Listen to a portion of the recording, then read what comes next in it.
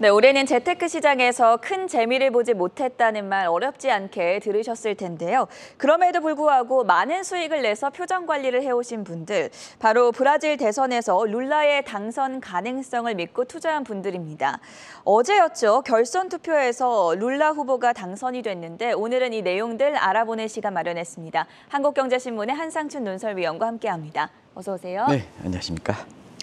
자, 뉴욕 증시 움직임 예상대로 정중동 움직임이었는데요. 구체적인 사안들부터 전해주시죠. 네, 어제 그 10월에 이렇게 마지막 날을 앞두고 미국 시장 주식 같은 경우에는 한 10% 이상 수익 나니까 차익 실현도 한번 생각해 보십사 하는 말씀을 이렇게 드렸는데요.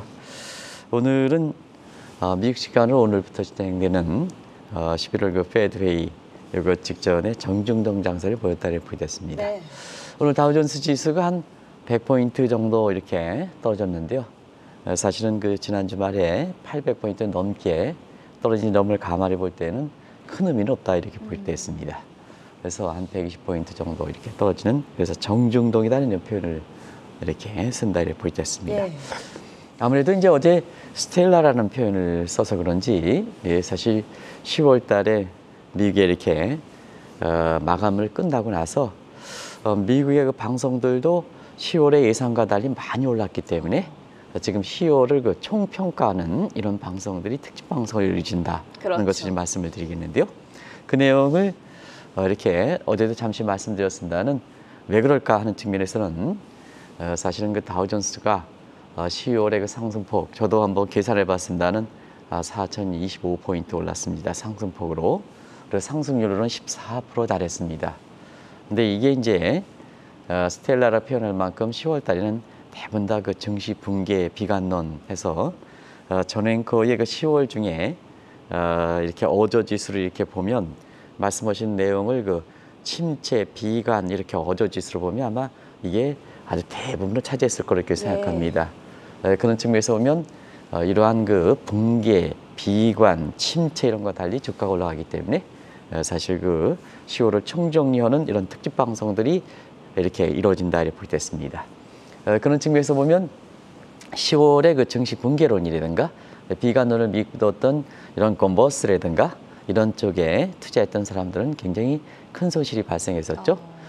왜냐하면 주가 상승률이 그 14%니까 여기에 하락을 믿고 2배, 3배 건버스했던 사람들 같은 경우는 투자자들이 굉장히 큰 손실이 발생했다 이렇게 볼 때 있습니다.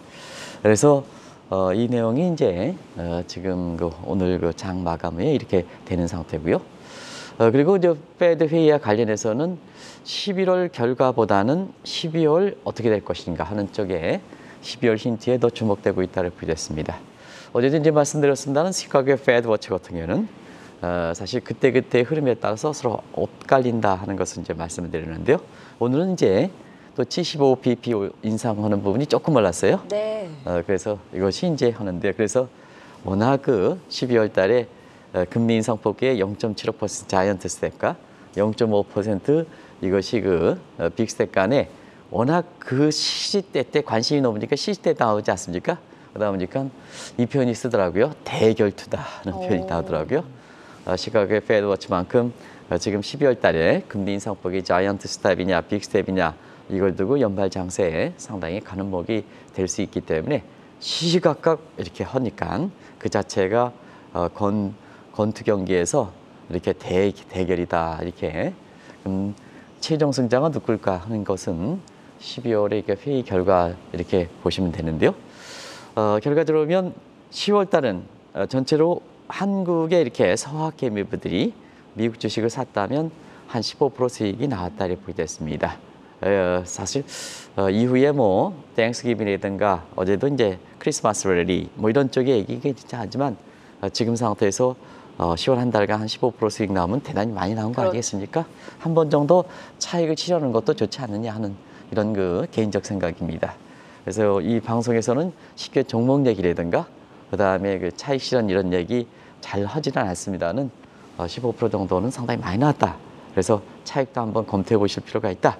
이후에 그 변동성이라든가 이런 측면의 악재들이 여전히 남아있기 때문에 15% 정도는 상당히 좋다 하는 걸 말씀드리겠습니다. 예, 그리고 국내 증시의 경우에도 10월장이 마무리가 됐는데 사실 증시 붕괴론자들이 세게 경고를 했던 것에 비해서는 상당히 선방하지 않았습니까? 네. 국내 증시도 워낙 붕괴론 이런 게 비관론이 나왔고 더 큰 위기, 이 위기는 찾아오지 않았다 하는 것이 유튜브에 아주 그냥 도배를 치다시피 했다 보니까 투자자분들이 굉장히 심리가 어려웠기 때문에 사실 그 10월 달에 실제로 그랬을까 하는 것도 미국의 10월에 지금 특집 방송을 하는 것과 마찬가지로 국내도 한번 점검할 필요가 있다 이렇게 보이됐습니다. 지금 정 PD께서 이렇게 코스피 지수 1개월 동안 이게 모습을 보여주고 있습니다는 코스피 지수가 저랑 계산하고 언론에 계산한 거랑 조금 다른 것 같아요. 여기는 1개월 동안에 3.8% 나옵니다는 코스피가 지금 여러 가지 언론에 종합적으로 나온 것은 예. 지금 상 한 4.6% 정도, 6.4% 정도 오른 거로 나온다 이렇게 보겠습니다. 어떤 게 기준 논도가 조금 다른 것 같아요. 한국경제신문이라든가 조선일보에 이렇게 보면 10월 한 달간에 6.4% 오른 네. 거로 이렇게 나오고 있는데요. 기준이 조금 달라서 그렇다 하는 것을 말씀드리는데요. 아무튼 간에 이렇게 6.4% 오르는 데에는 외국인들이 주도했다 이렇게 보겠습니다. 사실 그 국내의 개인들은 그렇습니다는 국내 기관 투자가들이 조금만 받쳐줬더라면 우리 그 코스피 상승률도 10%는 훌쩍 넘었을 겁니다. 네. 그래서 자막을 좀 돌려주시기 바랍니다. 그래서 외국인들이 10월 달 들어서는 20일과 28일 정도 요 이후에는 대부분 다 매입 들어왔다 이렇게 보겠습니다. 그래서 코스피에는 10월 한 달간에 3조 5천 원 정도 들어오는데요. 외국 자본은 국가를 사는 거죠. 국가를 사니까 삼성전자, SK하이닉스 같은 수익이 악화됐는데도 불구하고 이런 종목을 사다 보니까 결과적으로 보면 10월 달에 업종별 차별화가 굉장히 심했거든요. 근데 대형주만 묶어서 사실 상승률을 계산하면 6.4%도 월등히 많이 올랐다 이렇게 보시면 되겠습니다. 그래서 그다음에 이렇게 10월 증시 붕괴론과 그다음에 비관론을 믿지 않았던 10월에 이렇게 한국경제TV를 통해서 10월에 증시가 괜찮을 것이다. 네. 이렇게 그 개인 투자가들이 대형주를 많이 사는 점을 감안해 볼 때에는 삼성전자 이런 거에 주식을 샀더라면 10월 달에 수익은 상당히 좋았다 하는 걸 말씀을 드리겠습니다. 그것이 10월 달의 모습이다. 그리고 환율도 9월 말에는 1248원 정도 가면서 금방 1600원. 모 교수가 금방 1600원 10월 달 2000원까지 돌파할 것이다 이렇게 본데도 불구하고 환율도 많이 안정됐다. 그래서 1448 정도 장중한 때 가던 것이 어제는 1420원대 그렇게 많이 내리진 않았습니다는 어쨌거나 1600, 2000원 약이 나올 때 1428로 굉장히 이렇게 안정된 것도 우리의 그 증시 입장에서는 또 외환시장 입장에서는 굉장히 중요한 의미를 갖고 있지 않습니까? 역시 그 9월 말에 이렇게 블랙데이가 되는 과정에서 증시 붕괴론 나왔고 그다음에 제2의 외환위기론 나왔지 않습니까? 정책 당국에서 굉장히 긴박했던 지난 한 달간의 모습인데요. 지금은 좀 한 달이 10월이 지난 상태에서 보면 증시 붕괴론은 코스피가 6.4% 상승으로 대변되는 거고요. 그다음에 외환시장도 역시 환율이 1428원에서 1420원대로 이렇게 안정된 것이 제2의 외환위기론이 얼마큼 이렇게 픽션에 좀 허구였던가 하는 것을 보여준 대로 보이됐습니다. 10월 국내외 증시에 대해서 먼저 발빠르게 정리를 해드렸고요. 이 이야기를 빼놓을 수가 또 없습니다. 브라질 대선 결과가 나왔는데 룰라 후보가 당선이 됐죠? 네, 예상은 했습니다는 이렇게 신승할지는 몰랐습니다. 우리가 올해 들어서 이제 올해 그 일정을 연체 점검하면서 사실 10월에 브라질의 대통령 선거를 주목하실 필요가 있다. 왜냐하면 국내에도 아직까지도 브라질 국채를 갖고 있을 분이 상당히 많거든요. 그래서 그런데요. 당초에는 좀 무난할 거로 경우에 따라서는 10월 초에 있었던 이렇게 1차 투표에서 과반 이상으로 확대될 거로 이렇게 과반 이상 확보돼서 여기에 당선으로 이렇게 무난할 거로 봤습니다는 의외로 신성을 거뒀습니다. 그래서 1차 때는 과반수를 못 넘겨서 지금 2차 때 결선 투표하는데요. 우리보다는 좀 격차가 벌어졌죠. 우리는 뭐 21만 표인가 제 기억으로 됐는데요. 브라질의 국민이 한 지금 3억 정도 될 때 1.8%포인트 차이는 굉장히 크다. 그러면 이제 지금 실물에서 내년 이제 1월 1일 날 룰라 대통령 정부가 취임을 하는데요. 지금 보솔소나로가 불복하고 있다. 이렇게 하는데요. 네. 1.8%의 지금의 투표한 사람들을 볼 때는 역전하기는 어렵습니다. 그래서 시청자 여러분, 국내 일부 언론에서 불복의 가능성, 보호선언의 불복 가능성이 되고 있는데요. 우리와는 좀 다르다. 인구수가, 투표수가 많고 1.8% 정도는 굉장히 신승을 했긴 했지만 뒤집을 수 있는 성격은 아니다 하는 걸 네. 말씀드려서 1월 2일 날 어쨌거나 내년에 룰라 대통령으로 보면 브라질 역사상 3번 이렇게 그렇죠. 집권하는 최초의 대통령이 된다 이렇게 보시면 되겠습니다. 그러면 이제 보호선언가 왜 실패했을까 하는 측면에서는 뭐 아시겠지만 포퓰리즘의 아주 가장 극치의 모습을 보였던 것이 보호선언이었죠. 이분은 뭐 한마디로 줏대가 없었습니다. 일관성이 없었습니다. 코로나 문제도 그랬고 그다음에 외교 문제도 그랬고 이런 부분인데요. 아시겠지만 브라질 국민 사이에 코로나 환자 수가 가장 많았던 만큼 예. 이렇게 국민들이 코로나에 됐는데 본인은 슈퍼에 가서 인기 투표에서 이렇게 아마 그 장면을 보셨을 겁니다. 그래서 거기서 브라질의 보소나 대통령이 코로나에 걸렸거든요. 네. 이만큼 그 코로나 망국론에 이게 빠져있던 상태에서 인기가 많이 떨어졌다 이렇게 됐습니다. 그때 대통령 탄핵 이렇게 촛불 시도에서 죄송한 말씀다는 한국의 촛불 시위가 브라질에 이전했다 하는 그런 것도 방송에서 말씀드렸었는데요. 그런 것이 막판에 룰라 대통령도 여러 가지 한계가 있는 상황이거든요. 그렇죠. 부정부패 문제라든가 이런 또 여러 가지 네. 개인적인 사생활 문제도 이 문제이기 때문에 쉽지 않은 상황에서도 이걸 꺾지 못했다는 걸 말씀드리겠습니다. 그리고 결정적인 것은 이 대목입니다. 보우소나루가 외교에 실패한 부분이 아니냐 이렇게 보고 있습니다. 왜 이 대목을 그러냐면요. 이 점을 국내 언론이 잡지 않고 있습니다는 보우소나루는 중남미의 트럼프라 불릴 만큼 굉장히 미국에 편향적이었습니다. 그런데 바이든 정부가 들어오면서부터 그 중남미를 끌어안기에 갔는데도 불구하고 사실상 개인적인 이러한 국민들의 인기도 포퓰리즘 때문에 곧바로 중국으로 돌아섰거든요. 그러면 중남미의 트럼프라 하는 보호소나루가 자기 자신의 개인 속성, 국민 전체가 아니고 개인적 속성을 해서 중국에 다가오다 보니까 사실 바이든 정부의 이렇게 뒷받침 끌어안기에도 불구하고 여기에 그 큰 힘을 얻지 못했다 네. 이렇게 보시면 되겠습니다. 이런 것이 결부가 돼서 많은 결점을 갖고 있는 룰라 대통령을 지금 이제 대통령이 됐으니까 당선자를 극복하지 못했다 이렇게 보시면 되겠습니다. 올해 재테크 시장에서 많은 사람들이 재미를 보지 못했었는데 오히려 룰라 당선을 겨냥했던 브라질 투자자들은 웃고 있다고 들었습니다. 결과가 어땠을까요? 트리플 크라운 얘기가 이제 많이 나오지 않습니까? 네. 그래서 올해 그 방송에서 보면 제 기억으로는 1월 4일인가요? 올해 대통령 일정으로 이렇게 보면 아마 그 1월 3일인가요? 1월 3일에 일정상 보면 브라질 국제 투자자는 10월에 대통령 선거 결과에 따라서 의회 결과가 있을 것이다 이렇게 말씀을 드렸고요. 2월 21일 날 방송이 좀 우크라이나 전쟁이 터졌을 때 사실 그 삼바 투자가 가장 각광을 받을 것이다 하는 방송을 이렇게 말씀드렸습니다. 그때의 러시아 우크라이나 전쟁이 있을 때 어디가 좀 대체 투자할 것인가 하는 이 측면에서 삼바 투자를 굉장히 그 권유를 했었는데요.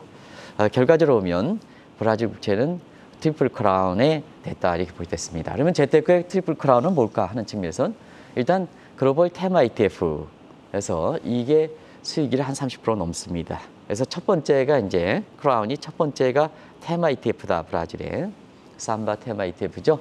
그리고 브라질의 주식형 상품, 펀드 상품도 굉장히 해외 펀드 수익률 중에서는 최고 수익률을 기록했다 이렇게 보겠습니다. 네. 그리고 보바스포아 지수도 한때는 이것이 한 17%까지 올라가다가 최근에 그 주춤하긴 했습니다는 다시 이렇게 다시 룰라 대통령이 대통령 당선자가 되고 나서 보바스포아 지수가 다시 올라갈 거로 이렇게 보이는데요. 네. 지금까지 한 10% 급등했던 모습이거든요. 그래서 이 브라질의 전체적인 보바스포아는 10%지만 한국 사람이 종목 투자에서 간접적으로 종목 투자. 왜냐하면 지금 GBK라든가 이런 측면에서는 신흥국에 대해서 이렇게 열어놓은 게 모 증권사가 인도가 열어놓은 거거든요. 이거 굉장히 잘 열어놨습니다. 잘 했는데 활용을 좀 잘 못해서 아쉬운 점이 있는데요.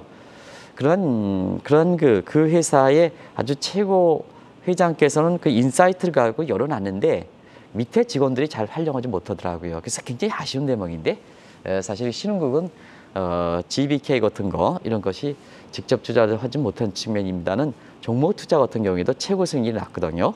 그래서 브라질 같은 경우는 테마 ETF, 두 번째는 주식형 펀드, 그리고 개별 종목 이런 측면에서 세 가지 측면에서 거의 최고의 승리를 기록했기 때문에 재테크에서 트리플 크라운이다 이런 얘기가 나온다고 보겠습니다. 지금 보베스파 지수라고 브라질 주가 지수 연초 대비 10% 정도 올랐는데요. 수익률이 30% 넘게, 그러니까 지수 대비 2배 이상 난 건데 이건 어떻게 이렇게 가능합니까? 가장 질문을 많이 하죠. 네. 제가 개인적으로는 여러 가지 그 이너서클 강의를 많이 하는데요. 그분들이 이제 공통적으로 지금 이제 전앵커와 마찬가지로 보바스 지수는 10% 정도 올랐는데 왜 주경 상품이라든가 이런 테마 ETF라든가 이런 건 한 30% 넘게 나올까 예. 하는 측면에서 바로 브라질 국채의 해외화 문제입니다. 시청자 여러분, 달러가 킹달러, 갓달러 얘기하지만 죄송합니다. 달러보다 더 많이 올란 터가 있다 하는 것을 말씀드렸습니다. 그런 측면에서 일단 원해화라 이렇게 보면 원해화라는 재정환율로서 우리나라에서 원과 해화라가 직거래 시장이 없으니까 어떤 재정을 크로스 레이트로 하는데요. 이건 전앵커 네. 공부를 잘 하시니까 번분수라고 배우셨습니까? 분수의 분수. 번분수요? 지금은 뭐라 그러는지 모르겠습니다. 네. 우리 때는 번분수라는 표현을 쓰는데요. 분자의 해화라 분자의 원달러 환율, 네. 그다음에 분모에는 해화라 달러 환율. 이렇게 해서 큰 슬롯이 분자에는 원달러, 그리고 분모에는 해화라 예. 달러 환율. 직거래 시장이 개설되지 않았습니까? 네. 그러면 큰 범프에 달러 제 약분. 오랜만에 들어보시죠? 네. 그러면 분자에는 원만 나오고 분모에는 해화라만 나오죠. 해화라만 나오죠. 네. 그래서 이 크로스 레이트 방식이다 이렇게 보겠습니다. 그런 과정에서 이렇게 우리나라의 그 원해화라 이 대목이 결국 한 차익이 많이 나왔다 이렇게 보겠습니다. 왜 그럴까? 올해의 달러보다 더 많이 달러 대비해서 올라간 통화가, 그래서 달러를 킹달러, 갓달러라는 얘기는 하지 마십사 하는 것이 여기 있습니다. 해화라 확률이 달러보다 더 많이 올라갔거든요. 예. 월등히 많이 올라갔거든요. 그러다 보니까 올해 원해화라는 20% 이상 상승됐다 이렇게 보겠습니다. 그래서 지금 20% 이상 상승하다 보니까 결과적으로 보바스파 지수 10% 정도, 그다음에 원달러 환율이 20% 이상 상승하니까 30%가 나오는 거다 이렇게 보겠습니다. 이런 걸 감안해서 브라질에 이렇게 투자를 올해서 주식이 하락하는데 일부 사람은 증시 붕괴론만 가지고 고집하지만 주식이라는 것은 재테크라는 것은 어딘지 투자할 곳이 있습니다. 그래서 미국 방송만 주식 방송만 하는 게 아니고 다양하게 미국 증시가 어려우면 다양하게 투자할 곳을 다 주제를 이렇게 바꿔서 그런 것까지 같이 해줘야 되거든요. 예. 그런 과정에서 보면 올해 시청자 여러분 이렇게 어려운 가운데 브라질에 이렇게 투자하면 30% 이상 수익이 났다. 대단히 큰 수익 아니겠습니까? 그렇죠. 그런 측면에서 이 룰라 대통령의 당선의 의미는 상당히 컸다 이렇게 보게 됐습니다.